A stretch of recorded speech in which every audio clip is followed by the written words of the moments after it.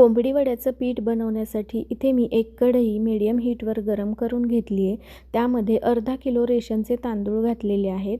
हे तांदूळ आपल्याला मॉइश्चर आटेपर्यंतच भाजून घ्यायचे आहेत। तांदळाचा कलर अजिबात बदलू द्यायचा नाही आहे। इतपतच हे तांदूळ आपल्याला एकसारखे परतवत भाजून घ्यायचे आहेत। आता इथे हे तांदूळ भाजलेत ते एका परातीमध्ये मी थंड होण्यासाठी काढून घेतलेले आहेत। त्यानंतर यामध्ये 125 ग्रॅम गहू घालून घेतलेले आहेत। आता हे गहू देखील आपल्याला मॉइश्चर आटेपर्यंतच एकसारखे परतवत भाजून घ्यायचे आहेत। सर्व साहित्याचं प्रमाण मी कॅप्शनमध्ये दिलेलं आहे, तिथे तुम्ही चेक करू शकता। गहू भाजले की ते देखील थंड होण्यासाठी परातीमध्ये मी काढून घेतलेले आहेत। त्यानंतर 125 ग्रॅम ज्वारी भाजून घेतलेली आहे। ज्वारी देखील कलर न बदलता 1 ते 2 मिनिट भाजून घेतलेली आहे। ती देखील एका परातीमध्ये काढून घेतलेली आहे। त्यानंतर 125 ग्रॅम चणा डाळ घालून घेतलेली आहे।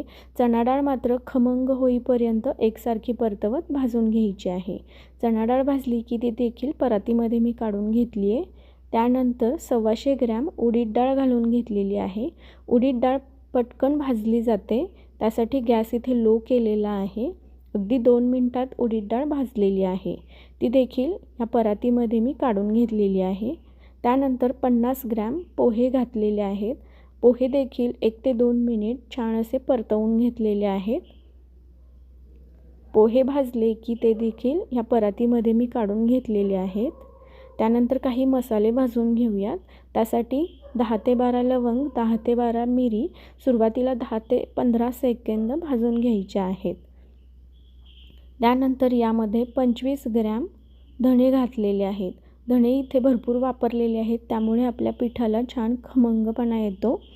त्यानंतर 10 ग्रॅम बडीशोप आणि 10 ग्रॅम जिरे घातलेले आहेत।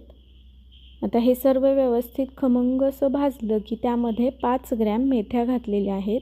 मेथ्या मात्र 5 ते 10 सेकंदच भाजून घ्यायच्या आहेत, नाहीतर आपल्या वड्याचं पीठ कडू होऊ शकतं।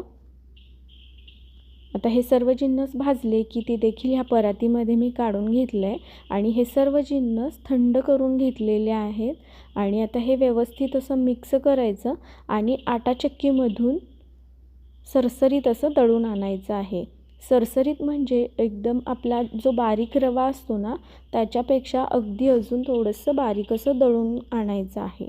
रेसिपी आवडल्यास व्हिडिओला लाईक, शेअर आणि चॅनेलला नक्की सबस्क्राईब करा। धन्यवाद। कोंबडी वड्याचं पीठ बनवण्यासाठी इथे मी एक कढई मीडियम हीटवर गरम करून घेतली आहे। त्यामध्ये अर्धा किलो रेशनचे तांदूळ घातलेले आहेत। हे तांदूळ आपल्याला